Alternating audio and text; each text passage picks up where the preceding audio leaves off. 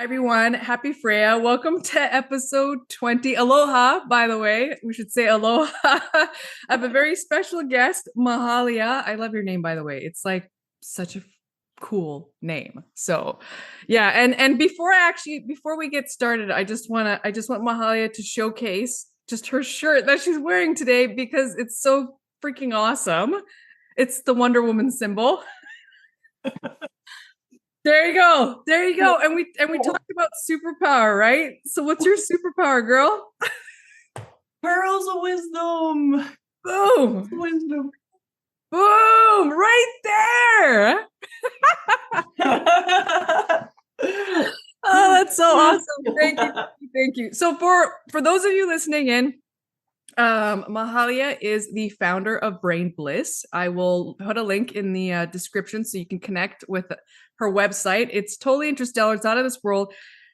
Personally, I have gone through her dental course, and there's so much to learn, and there's so much information and wisdom she has to offer there, and it's helped me a lot. So I definitely encourage everybody to go check out her website.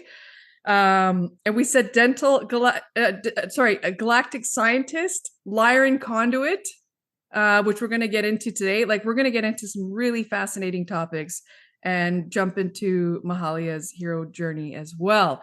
But before we do, I just wanted to share a testimonial, which I thought was really sweet and spot on. And it's from, I hope I say his name correct, Apollo Ono, who is an Olympic American athlete. And he said, Mahalia, you are 100 years ahead of your time. So I could not say it any more further, because you are, and you are truly bringing in, I want to say, almost like information from the future to our present day to help us. So thank you for that. Thank you. All right.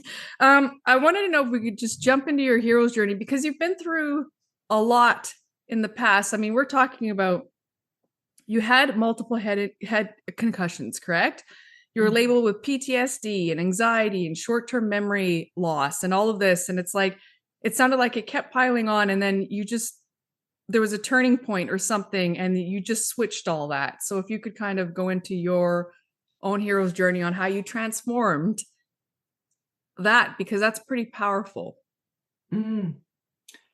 Thank you for having me on your show, Pam. This is divine, and I'm super grateful and honored to be able to reflect to your audience the possibility of transformation within our brain and body temple. The concussions were yes, caused me PTSD, and the memory that I even had multiple concussions over many, many years that would cause such a decline, where I was stuttering. I had to wear glasses full time. I felt like I was early onset dementia or Alzheimer's, even a very slow speech, and also that depression, low level depression, which kept creeping and creeping in. And then there was a lot of additional drama and stress addiction. Okay. There was more to that, it's the adrenaline pumping response for a lot of people seems very normal. And for me, I thought that was the only way. And on my final crash off my mountain bike, doing a header into a pile of boulders, because my tire went flat and I lost control of the handlebars, and I was living on a beautiful little remote island, and I went deep into a ditch and flew through the air. As I'm flying through the air, I just said, please, God, help me. Please, what is wrong with me? Because by then I had broken relationships. I was getting fired from jobs, or I'd quit, and I was moving so much. I would moved multiple times. I couldn't settle in my heart. There was something driving me, and I know it was also the fear and survival response. And at the same time, like, based on my parents had a healthy life, successful life, and I couldn't understand, well, they raised me. Why aren't I operating more normally? Like, what's wrong with me? And as I'm flying through the air, just saying, God, please help me, please. What is wrong with me? Why do I keep hurting myself? It's a definition of insanity, because I kept repeating cycles, like a record stuck on repeat. So that crash threw me over the edge. I thought I was going to die because my head and face and skull were going straight for the boulders, and something twisted me in the air. I got some kind of nudge, and I now call it the mothership, the musical mothership, the all-encompassing prime water that we're in, this primordial golden deity that's all around us and within us. So I got flipped. So my head didn't hit too hard. My hips and side of my body took that blow.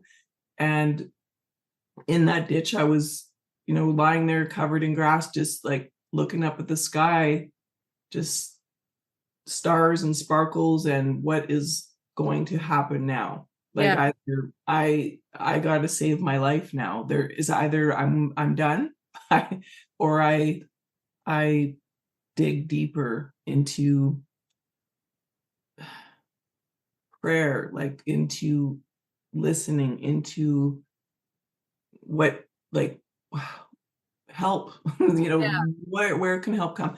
And then within about a week, I encountered a person through my work. I was working in the health food industry at the time, and I shared my symptoms, like on all these lists of what was wrong with me. And I was quite young then. Like, I was just saying, you must have been young when, right? Like all of this happened. Yeah. Like, well, when this major final little accident happened, I think I was around 30 or late 30s. So, wow.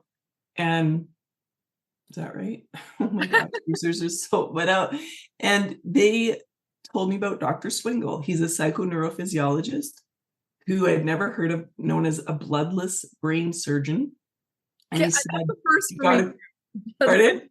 Bloodless brain surgeon. That's a first. I never heard that before. Yeah. And he is, because he works with the acoustics of the brain through neurofeedback, biofeedback. And he had a huge wait list. It took me 2 months to get in. I finally got in. He measured my brain waves. And he's like this beautiful, wise man. He said, you have the brain waves of a war veteran, and it's causing you a disability. And I just started bawling. Like, I couldn't believe. And finally, there's this person who understood why I was dysfunctional, not just the fact that I was suffering and struggling and just like almost at death's door, to go, oh my God, I basically have had this battle inside of my brain. And he asked if I was ready to get unstuck off the repeat cycle. I said yes, very quickly. Please help me. And then I started neurofeedback with him, so you get probes hooked up to the brain and earphones in the ears and, clamped on. And it started with Mozart music. Wow. Creating a binaural beat experience in a way, exercising the brain waves and trying to readjust the brain waves. It turns out I had very high beta activity and very high delta activity. So delta is the sleep brainwave mostly. Mm-hmm. And so I had sleep. No wonder I was stuttering and I was slow of speech. And then I had high beta, which is for people who say are firefighting or air traffic controlling. I was stuck in a high beta. So I was just anxiety, panic, frenzy. Plus I had the delta going, and it was this bipolar type combo. I was labeled ADD, ADHD, schizophrenic in a way, just completely derailed in my brain. So in time, before long, the brainwaves started to reorganize, and they pulse all the time, 24/7, but they're meant to pulse like a rainbow, in balance, in harmony, and mostly operate from beta and alpha. And so that took, I want to say, like, my brain recovery wasn't a quickie. It took several years. Okay. And lots of different neurofeedback. I did EMDR, eye movement desensitization reprogramming. Yep.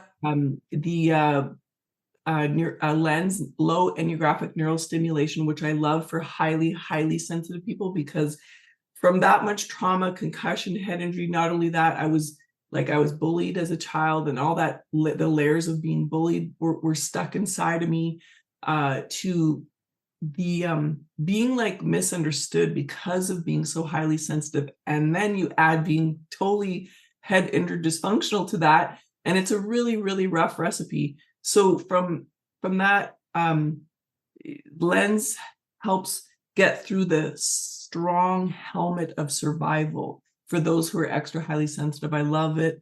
Then I did hemisync and hollow sync and whatever I could get my hands onto, because I did start noticing an improvement. My speech got better gradually. The stutter went away. I no longer had to wear glasses. My panic breathing, like I was always like trying to catch my breath. I did a 10-day Vipassana retreat of silence that was beautiful with Goenka's teaching, and it wasn't until about day 7 of pure silence and meditation 14 hours a day where I finally caught my breath. But what happened is, even after that, without retraining my brain, so there's an animal in here, right? It's our lower primal reptilian type, dinosaur type brain that, you know, was like hunter, survival, territorial, just trying to serve and protect, keep us safe and alive, with the cerebellum back of the brain. And so my little dinosaur in there was like trying to, after the meditation, it came out and it went and it fueled itself right back up again. It's like pumped on steroids. It went right back into survival, right? Because so what I've learned and why I built the Academy of Brain Bliss and why I want to serve others who have had like concussions, head injury, any trauma, any bullying in their life, sexual trauma, emotional trauma, all of that is because it's this lower brain habit that we, from a biological perspective, we want to retrain and retrace and get up into our higher brain, what I call the dolphin brain or Tesla brain. I've called it the Einstein brain or angelic brain. This is our access to higher consciousness. And it's where we basically can ride the primordial dragon, or, you know, in a positive way, the lower brain stem and the limbic middle emotional processing brain, instead of it taking control of our lives. So to stay on hyper alert and to be in stress addiction means survival no matter what. And the habit of rechanging the brain, it's biology, and it's not that difficult.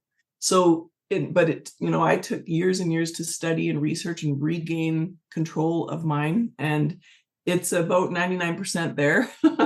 So the getting high on our own brain bliss molecules, as well as opposed to adrenaline, cortisol, this is another habit to change. So yeah, I basically took quite a few years to recover, but a lot of my students, they notice results pretty efficiently because of the Bliss family, the whale and dolphin families of light and sound, their sounds, the Lyran High Council of Angels, and the Great Central Sun Diamond, the King Ray, that comes through like all of our radiance transmissions and my voice. And it's been quite a journey that I'm so grateful to be here. And like just now, okay, let's love our brains. Let's get our brains singing again, because when the brain and heart and root are all singing in alignment with this magical instrument, and basically source creator is just there to play its music through us. And if we just let that music come through, it's like, this is how we create heaven on earth, and be in our inner paradise, and the paradise within then basically reflects out. So I hope that answered your question. No, that did, because oh my gosh, that's so beautiful. I just want to just say that, because I mean, I'm hearing your story, like you went through this transformative time, there was a lot of things going on, and then you were just so dedicated. It takes a lot of courage and bravery to be like, I want to change, I want to do this, and then commit. It wasn't like a month or a few days commitment. You were just like, you were in it for a year, a couple of years, just to go and be so consistent in your change, and you've just totally transformed. And this is what we mean by galactic scientists, because you it sounds like you took all that information that you had for your own healing journey, and you learned to like provide it to your clients and to people so that they can, you know, take the shortcut so they don't have to go through, right? That hardship. Wow, what a transformation. Seriously, sis. That's big. I just want to celebrate that, because, you know, it takes courage and effort to do that, and you did it. So thank you. Thank you. So your advice for people, you know, who have been going, if there's trauma, or because there's a lot of things going on this planet, things are coming up for people, whether it be past life stuff or current trauma that they're that they are healing. What advice do you have for people? Because it sounds like you went through the sound. Your journey was through sound. Yeah, light and sound, I would Light and say, sound, which yeah. is in every human instrument. So our body and our cells operate on light, electricity. We need it. And from trauma, any trauma. So a lot of my students forgot that they even had a head injury as a child. And most have buried memories that once they start getting enough electrical current, the memories, the layers start to reveal themselves through dreams or through going out for a drive and they see something that triggers a memory of something that happened when they were younger. Mhm. And this is what we call time reversal transparency. And then through using vocal sounds or neurofeedback, we create neuroacoustic regenesis. And the thing about trauma is we could look at results in life or symptoms in the body, which like our labels say I was labeled as bipolar or labeled with depression. Well, what is truly underneath that label or that program in the body that the body is mimicking out or expressing? Like I was a brainwaves of a war veteran. Well, so how do we go beyond the label and say, well, there's something more than just me being that label. I am like one with the divine. Supreme consciousness wants to come through us, and it always has ever since we were little. And we had that memory when we were little. We had it in our mom's womb. And so it's just taking the layers off, like, you know, getting back, getting naked, getting raw, getting a whole and one with deep biology and coherence. And when we're in coherence, then the cells themselves start communicating differently. It's your innate intelligence.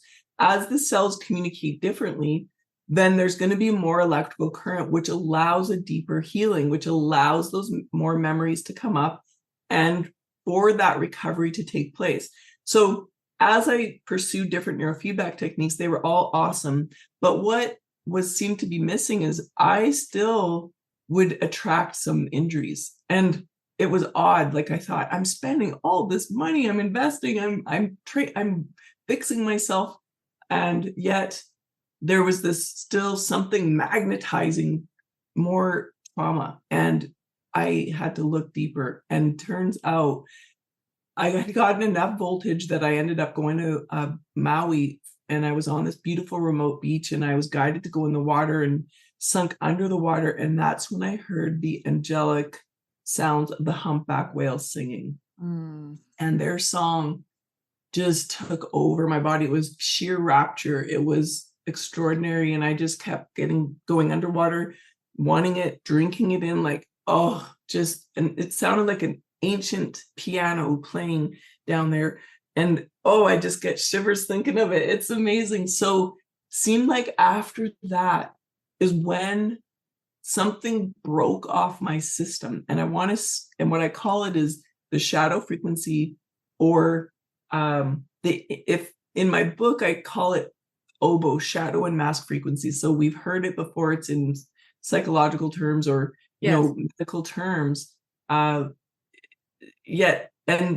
I didn't get it until I got it, is that if the shadow crumbles or dematerializes with sound.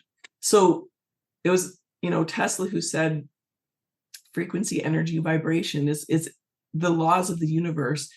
And the humpback whale sound was strong enough that it just crushed that shield that I had around me, let's say like this shadowy layer that I couldn't even see myself, but it was hovering and hanging on me, and then boom, it went. So and then so in the book I talk about shadow and mask as this oboe, which is like this black octopus, and the shadow is like ink. So ink's all around us, and the mask is like the tentacles, things that stick to us, like our labels, or like, oh my gosh, I have bipolar, I have dementia, like all my brain, I'm losing my memory. It's felt like I had Alzheimer's. The tentacles of which creates our symptomology, which sucks on to the most sensitive parts of our electrical current.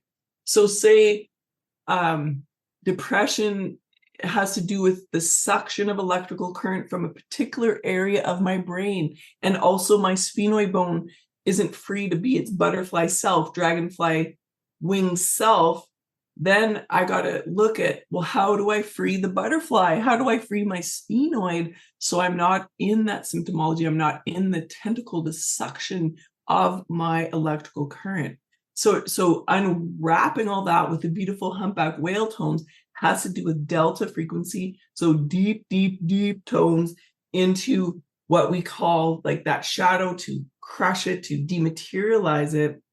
And then once we do, of course, the body is now open to being amplified, and we amplify with dolphin frequencies, which would be more in the alpha theta range. And dolphin, they're so loving, they're so beautiful, complex, creative, intelligent, altruistic, pure unconditional love, total playfulness, sensual, highly sexual creatures, and musical. And they dose us with this high frequency light that then charges up our electrical current and helps our brain to recover. And that happened on Big Island, my encounter with this incredibly amazing tribe of these stealth dolphins one day, that in the water, I just got electrified by them, like lit up in bliss and sheer ecstasy. And when I came out of the water, it was a magical day. And later that day was like one of the best days of my life after being in the dolphin energy. I'm just going on. I'm sorry. No, I bet. No, that's I visualize it like you just being lit up as like a light being, and all the other layers. I call it like the Sufi dancer. You're just crumbling it away. You're letting it go. Yes. And seriously, but, it was a combo of trusting God's will and aligning God's will with my free will and then willpower, because we want to get back to like our people. How hungry are people to break through from their programs and patterns and projections, or their childhood traumas, and or the repeat cycle? How hungry are they? Like for me, I love life. I love life. And I knew, like, if I didn't do something, I got to dig my heels in, because if I don't, I am not going to make it. It's scary. It's horrific. And so when the brain in trauma, and it's been proven that, especially say the sphenoid bone is stuck and we've been hit really hard on the left side, which affects the amygdala, it affects our motor control, speech, everything. Well, it leads to violence and suicidal tendencies. Bottom line, it's unavoidable. So the brain has that mechanism in it. And my brain was like Swiss cheese. It had those components. So I would have these visions of me physically harming myself. And many of my students admit to having that. And I always tell them, it isn't you. It's biology. It's the way the brain and electricity starts to go backwards, basically, and take us to dust. It's kind of like the laws of vibration. We either are regenerating or we're degenerating, and it's not right or wrong. But I was in degeneration. It's horrible, and most people with trauma, I feel they must feel a lot of what I felt. And so to get into regenesis, neural acoustic regenesis, we need enough powerful light and sound to reflect to the human body instrument to crush and clean and sweep off those dusty layers of old vibrational sigils, what I call sigils. Some people, it's called cymatics, or how sound creates shape in the body. Okay, so we've got all these sigil plugs. Think about a bathtub plugged with water and you want to pull the plugs. You want all the sigils, the old vibrations to clean off the body temple so that you can give new sacred shape, new sacred geometry, new sacred math into the system. And this is where vocal toning consciously creates those changes, or the reflection of it creates those changes. And that's what being a medical musician is. That's what sound people do out there with even gongs, crystal bowls, Tibetan bowls, tuning forks. All of that is serving, helping to clear the old vibrations and to create new vibrations in the body. I have to say thank you, because you're saying things here that I don't think I've heard anybody else say before, and you're saying it so eloquently to piece it together, and it makes sense. That's the thing. Like, it just makes total sense of sound breaking away, new vibration, and also, just sharing, because there's other people are going through a lot, and to say, hey, you know what, I've been through a lot. Even those thoughts that you have, they're not you. That's a powerful statement. And that, hey, these are some things you can do to transform it. Yeah. And like, look at me, I'm living proof that I've done it. So thank you for that. Wow, like, that's just seriously. And I like how you said dreams too, because sometimes I feel like some of the shedding's coming out through the dream world. Anything that I personally held on to or whatever, it's like it's playing out in dream world, and then it just releases. I don't analyze it. I wake up and I'm like, oh, well, that's gone now, and I can feel it. And just further, when you were saying with releasing sound, when I was going through somatic therapy, dealing with grief and all the things that my mom's passing has brought up, I wasn't making any sound. And we're doing the body work, and I kept holding it, and my body was doing this. And she's like, Pam, just release the sound. I'm like, I'm not going to do it. But a little simple touch or whatever in the body, and it comes out as sound. It does come out as sound. And it might sound funny, it might sound weird, which it did to me, but it came out, and I feel like so much better. Like, my body had to release the sound. That's right. That's a golden key, Pam. I'm so glad you did that. Yeah. And this is what we must inspire, like, really want to encourage people and inspire them to do, because including me, maybe you as well, weren't really encouraged to use your voice as a child as much as the way we think nature intended. Because when we're releasing trauma or those emotions, that grief of losing your mother, losing a beloved, a dear one, that emotion is a shape. It's still a shape in the body. And the way to change that shape is to vocalize it, give it sound. So thank you. That is awesome. And not to judge the sound as it comes out, because it's not always going to sound pretty. It's not going to be in tune. In fact, it's going to be distorted because of its shape. And then we fill it with, like, holy music. I play a lot of holy music. I sing with devotional music to keep filling the body temple. And the thing is, though, as you've discovered, as you open your voice, you let the sound out, you do feel lighter. All of a sudden you think, and then you, as that lightness happens, again, you're creating space in your biology to communicate differently. As it communicates, rewires, it amplifies, optimizes, advances you, accelerates you. You don't even have to rationalize or think about it. All of a sudden, miracles start happening. You have more magic in your life, and you couldn't quite understand why, but it's because your inner vibration is reflecting that out. Thank you for that. I like how you said that as well. It's a shape, that I was releasing shape. That's really, that's poignant. Thank you for that.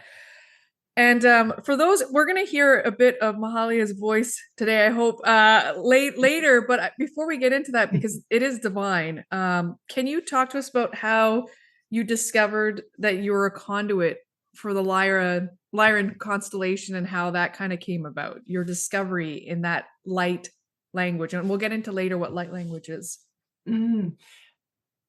Well, right in the beginning of my brain recovery journey, I had an amazing, actually 3 ayahuasca experiences, so that was unexpected. So to be with grandmother Aya, the great primordial serpent energy, through this sacred medicine with a Peruvian shaman, I was guided into a full body orgasm, a 10-hour full body orgasm that somehow added to blowing out just all the old symbols, the old shapes in here. It was profound. And after that, those 3 amazing ayahuasca journeys, that my ego in a way was also a bit blown open, because life never has looked the same since.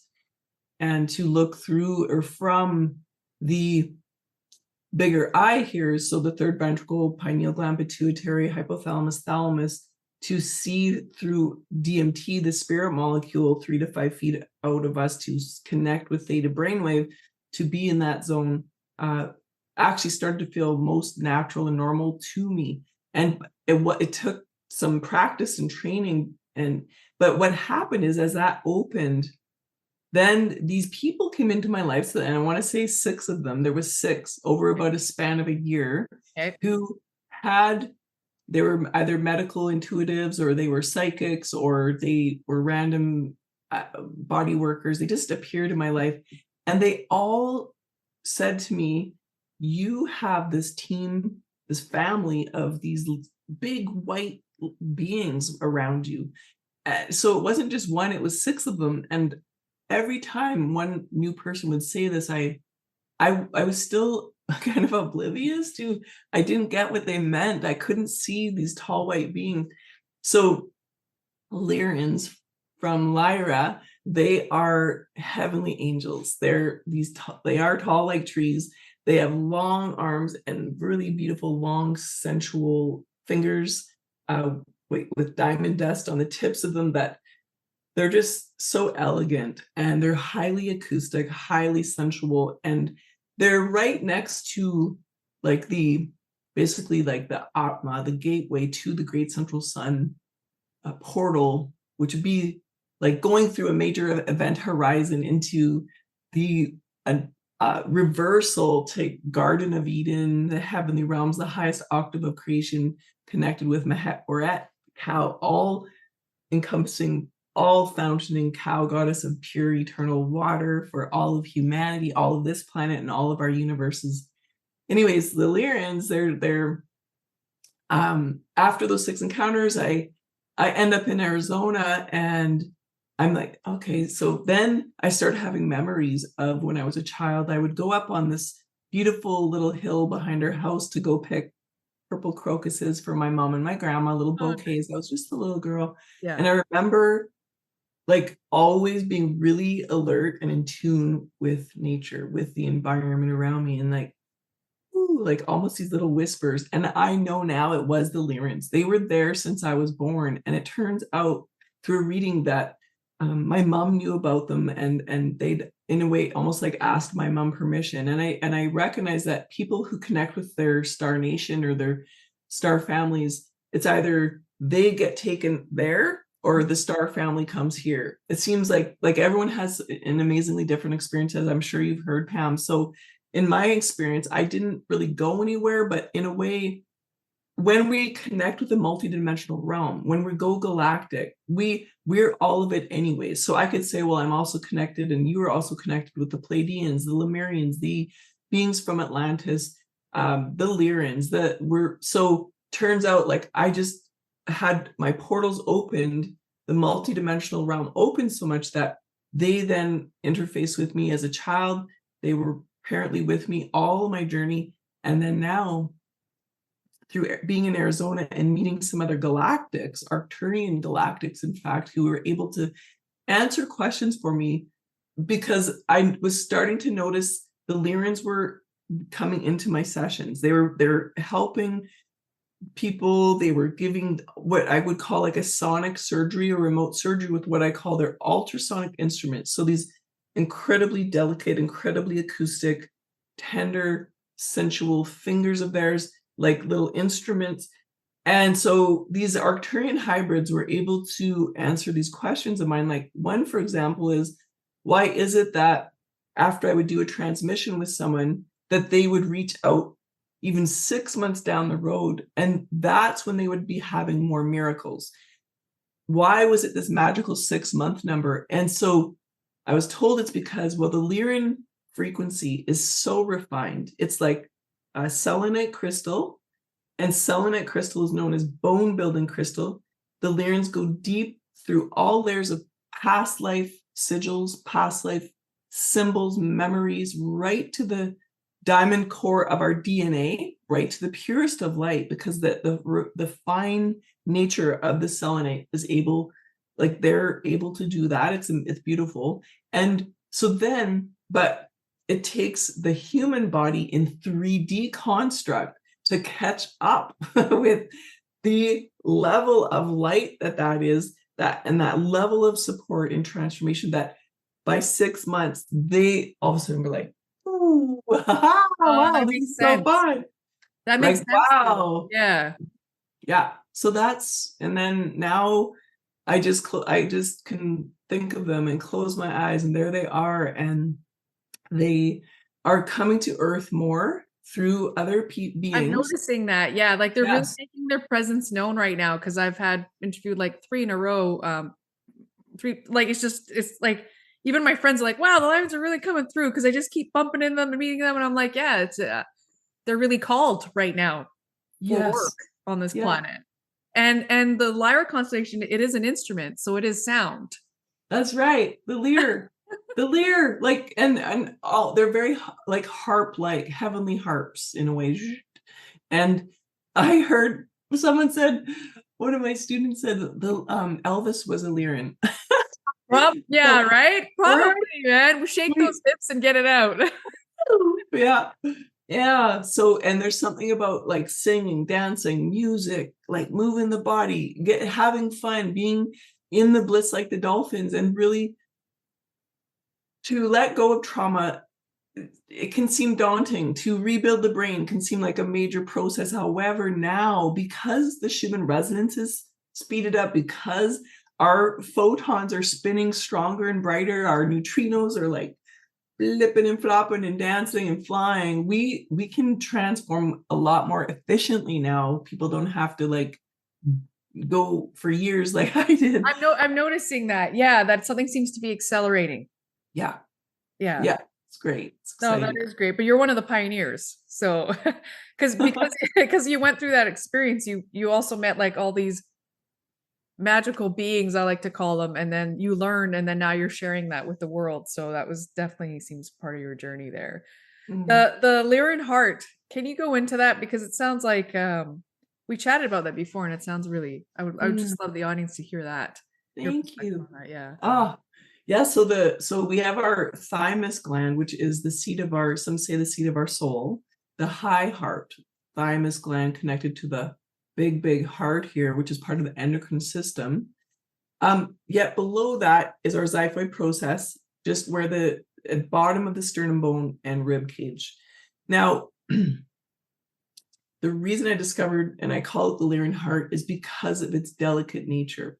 And if you were to go to a chiropractor, they would say there's also a very delicate nature at our tailbone. There is an actual etheric tail that we have. And it makes sense why I feel very natural in the mermaid realm, because it just feels like, oh, being one with that tail back there makes sense. And the Lyran heart is this refined, almost like an anteater's nose coming out from the xiphoid process, that senses our environment from the depth of this of delicate refined nature. So if you were to think of, say you had 10 crystal wine glasses in front of you, and one was super thin and fine and just barely could touch it, and it would almost break, and then you go through the other 10, and by the 10th one it's super strong crystal. Well, the Lyrans is that delicate one right here. So what they do is sense electromagnetic frequency in the environment. They touch on what is invisible and inaudible, and allows us to be childlike again, gives us our gut instinct, helps with our gut neurons to have greater intuition, but also to sense what is not, like, what is safe, what isn't safe, and what could be harmful. And so my personal example is, I've had to spend a lot of time in front of the computer over many years, with study research, with building my academy, recording, filming, uploading, to writing The Medical Musician, over 600 pages, and lots of computer time. And I would get this, after too much time, this hard lump on my xiphoid process, dark blue purpley lump, and I'd have a gut ache, like an ache right there. It wasn't deep in my gut, it was there. So over a few years, I would tune into that area, and And it wasn't till recently when I started to burn really bad from EMF exposure, especially with the more advanced 5G high-tech technology. It affects the field, it affects the water or the mothership, the vapor, the electromagnetics of our inner body temple. It's inevitable that it's going to break down some things, especially some really fine, refined crystal in our body. We are piezoelectric, we are crystal, we are a natural living, breathing gemstone in our blood, bones, heart, skull, brain. So think of your gemstone as, yes, we produce radiation, we do, but to be exposed to high EMF radiation around our gemstone puts different imprints in, and it can break down calcium, silica, all that. So the Lyran heart tells us when things are off in the electromagnetic realm and the frequency realm. So I had to start wearing a 3-layer tinfoil shield plate here, wear a 100% silver jacket. I was looking for Faraday fabric to cover myself up when I was doing computer work too. I have a blue shield. I've got, I take all precautions now. I've got my yellow eyeball protectors and that. I'm saying this because not everyone is as sensitive or refined in their Lyran heart, because, and there's no right or wrong there. I want to say some of us, and I would say mostly highly sensitive, more empathic, may be known as receivers, and the other parts are known as generators. Okay. So the crystal glass, the strong crystal glass, would be more of a generator. It's going to be able to bounce disruption in the field off their bodies so much easier. Okay. And believe me, I've tried to strengthen my inner sensitive world, and it's not going to happen. I'm genetically a receiver. And some of you out there are genetically a receiver. You're just naturally, you are uber sensitive. It's a gift. And it's really, if you can channel it and find a way to use your high sensitivity, please do, because it really is wonderful. And that though we still have to take measures to protect ourselves, to do things, and hopefully those around you, your loved ones, your family and friends, can understand and respect that you're just that way and it's not going to change. So that was something I had to discover. And I want to say that if we then tune into the Lyran heart more here, right? So we got our gut brain, heart brain, we've got our head brain. In fact, we have 9 brains that I talk about in the book. But here's this amazing energetic heart that loves us, that wants us safe, wants us, to really tune in and sense the environment. And if you were to think of Lyrans as just that purest of light, that is you, that is your scalar energy blending with particle, blending with the magnetics of earth, your scalar, your like just this refinement. And that's just going to help you with your intuition, with your connection to others, with your world around you. And if you watch the first, like the movie Avatar, and you saw where the avatar tail connects in, right, with the horse tail, or that bond, that's how I experienced the Lyran heart too. Is the bond happens there. So even when I'm using my voice, when I make vocal nutrient out of my voice, I'm creating shape here. Even as through this whole conversation, I'm super consciously aware that I'm making shape with every word I say that lands in a way that their Lyran heart can, knows how to bond with that and receive that and then utilize it as nutrient. So 1%, just last little bit here, this is just 1-ish% of our realities, this 3D body, and the Brain Bliss technology focuses on the 99%, the invisible realm, the pheromone realm, the subtle scalar realm, the light realm, and how it blends with electromagnetism, or fire in the system, like a blazing bonfire connected with water, with flow, with just that grace. And then how we alchemize that to really be in our self-mastery and be just like within our superpowers, supersonic powers.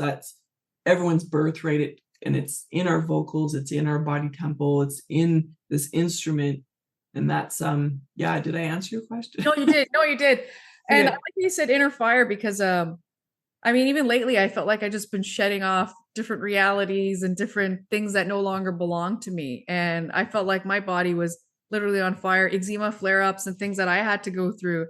And I remember my friends were like, Pam, it's just a phoenix moment. You're just shedding out all those layers. And it reminded me, thank you for sharing your beach moment, because it was like that. It's kind of like a crackling, so to speak. Yeah. Right. And you had that sound from the humpback whales and the dolphins, and you're in the water, and it just kind of boom, it just, yeah, like it can be a painful process at the time, but the end result is just it's so blissful. And when you start realizing you don't have to hang on to these things anymore, it's not part of your identity, it's no longer you, and start embracing, like you just said, the Lyran heart, or your galactic self, your cosmic self, your higher self, and connecting with the central sun, right? Like this is you, this is who you are. So yeah. Aww. Thank you for that. Okay, so I want to touch on mermaids, because it's not every day you get to interview a mermaid, and I'm interviewing a mermaid right now. But yeah, you talked about connecting with even just the mermaid tale, and but I want to know your perspective on who are the mermaids. Are they like what realm are they in?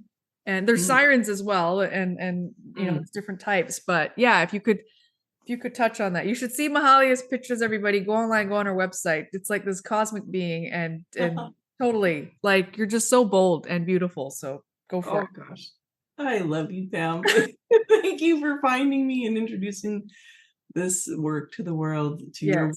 I never dreamed of becoming a mermaid. It was never my intention. I am a triple Pisces, if that, you know, I'm connected with Neptune big time. But whether that is a factor, I don't think so. And if we were to look at our fetus in the womb, we were always like, we had a fin before we grew out these two legs. And the mermaid realm, siren realm, dragon realm, Sasquatch, fairies, unicorns, so some will see it, some will study this and research this differently, or meditate on this differently. Everyone has maybe different answers. Take what resonates. This is only my experience, but the realm, it's a sphere. Even Paramahansa Yogananda, when in his meditations, connected with the astral realm and saw mermaids. So mermaids come to Earth to help, and mermen, yay mermen, come to Earth to help humanity through what we're going out of, the Kali Yuga cycle, the cycle of deep darkness and all that unresolved trauma and all the history of repeat cycles of, I would say, harm to the earth and to humanity. Thank God. So that is closing out now, so we can rise. And Sedna, the sea goddess, her planet is landed here recently. It takes her 11,000 years to go around the sun. So she's reached her 11,000th year to come here right now. And she's going to be here with us for decades to come now, because I believe she come back to clear betrayal and those deeper traumas of neglect and lack of protection, respect towards the feminine principle, which is in everyone, man and woman. It's like honoring the sensitivity, honoring that the creativity, the art, the creational realms in every human. This is about man and woman, but that we need. So the mermaids, I liken them as both. They are mermaid, siren.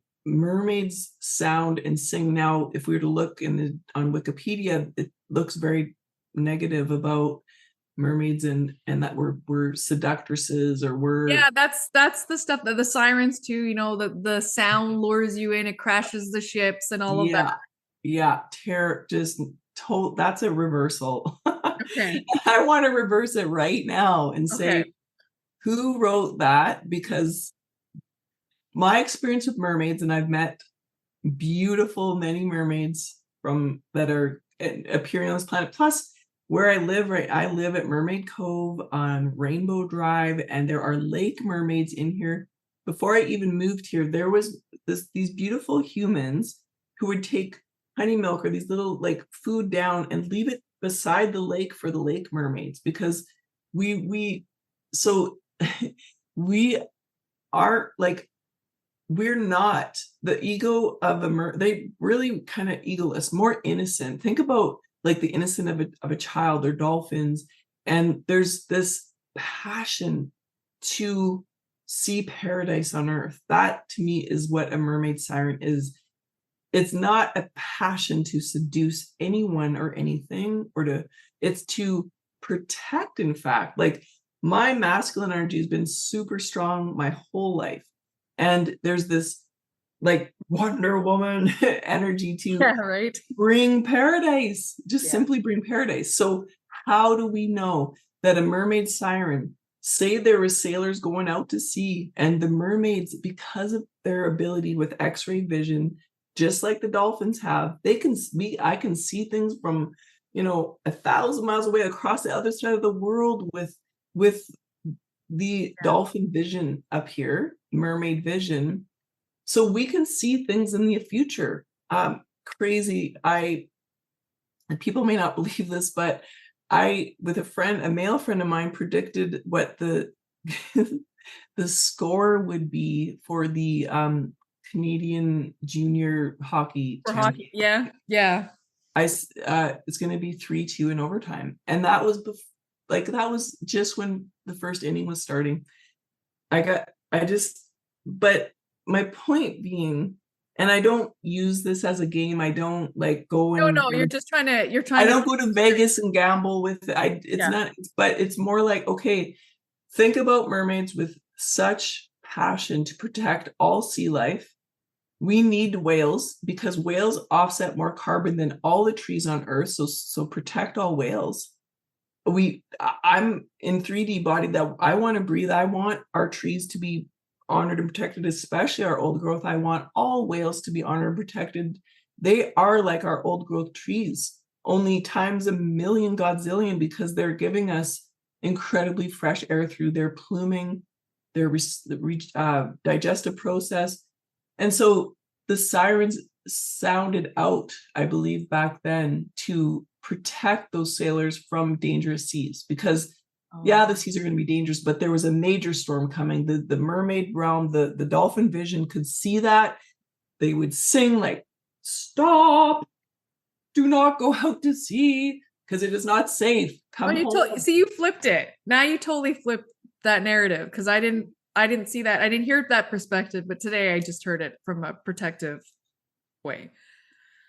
Yeah, so that's their and the whales and the dolphins and the trees as well. I mean, I've heard, sometimes we forget, like sometimes we just think that ancestors are, I've heard this, that they're people, but they're also the animals, they're the trees, they're the land.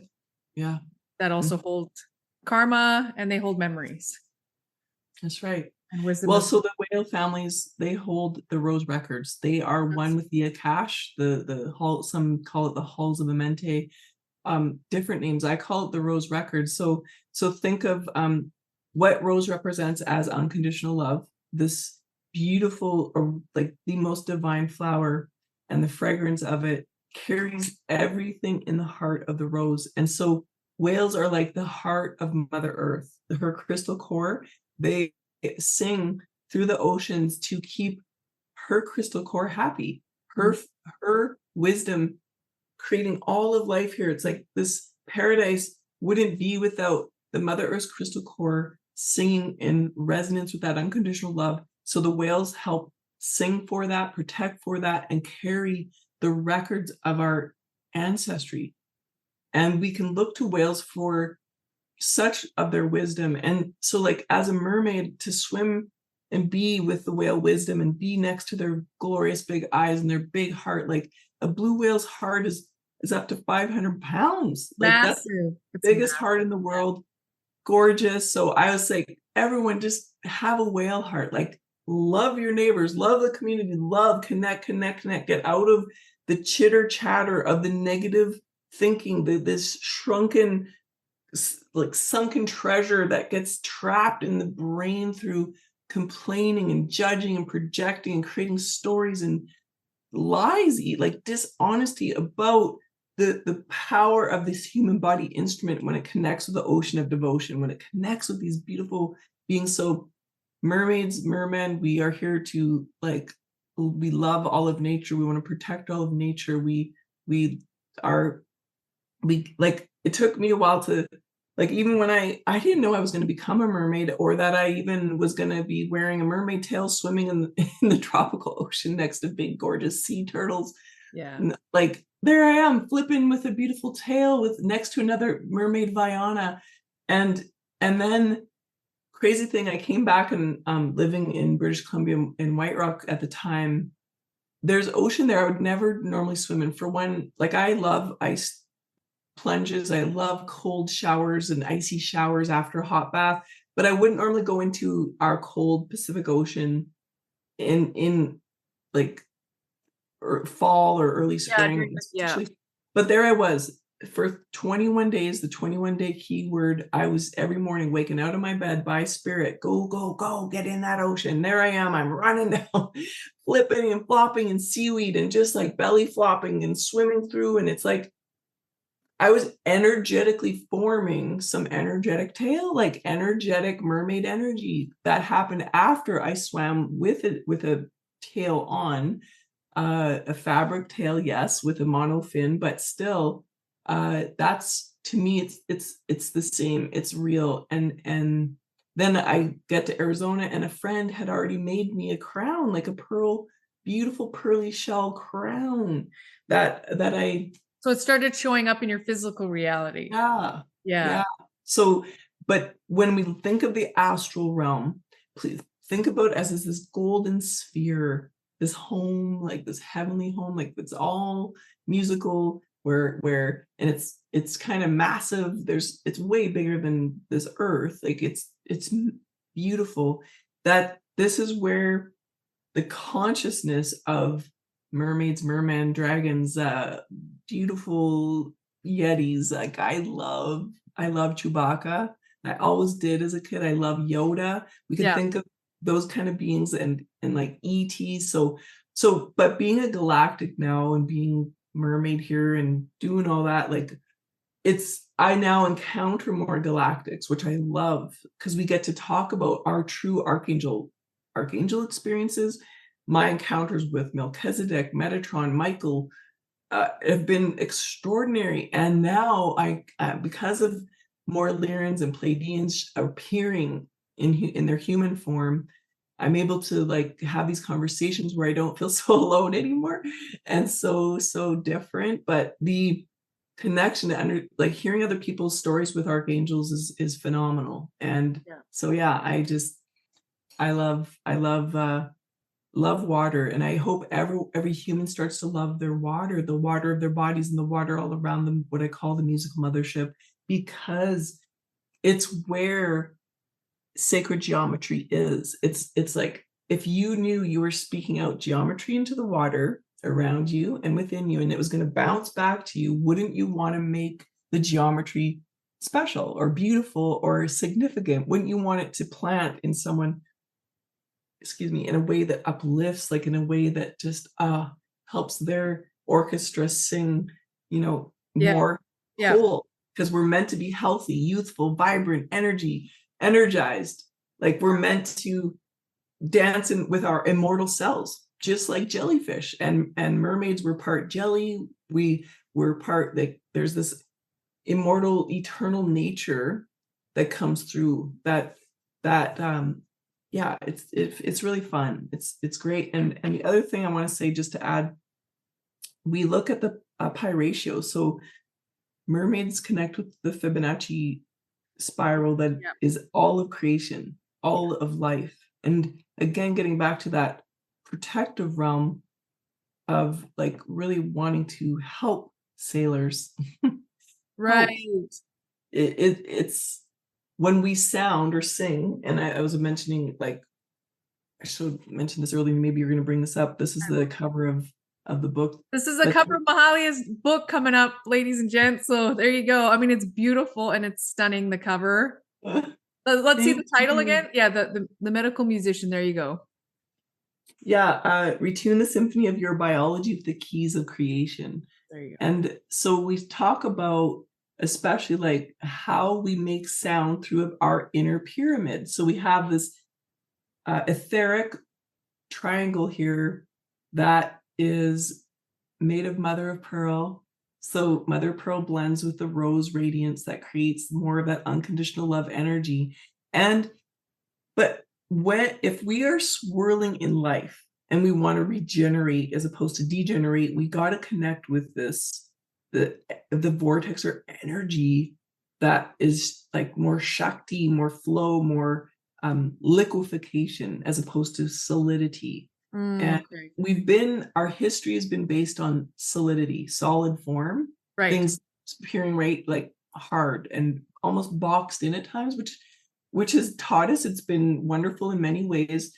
But what is coming through now is non-solidification. And I talk about this a lot in the book is, well, how do we add more light to what has been super hard? How do we let flow happen?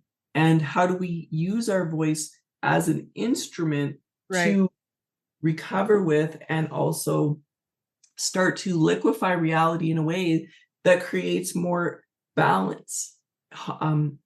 Like meaning, well, we have our buildings and we have nature and they're working in harmony together.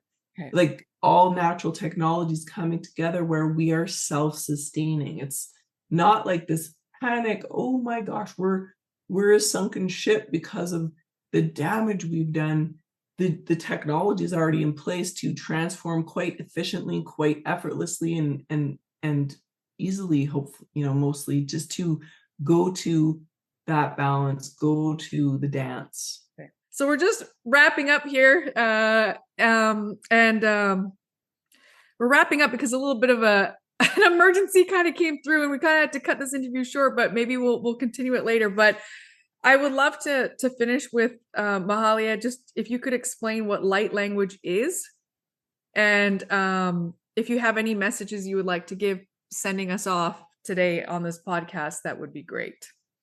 Oh, so light language is our soul language. It is our love language in a way, in as far as vibrations from our heart, our what I call the conch or medulla oblongata, the connection to the zeal point chakra, our alpha major morphogenesis, higher consciousness coming through here and sounding out with our high heart, thymus gland heart, our Lyran heart, like everything aligned. There's a diamond lotus deep in our brain, a diamond living lotus in our heart, and a diamond living lotus in our root. So everything all lined up.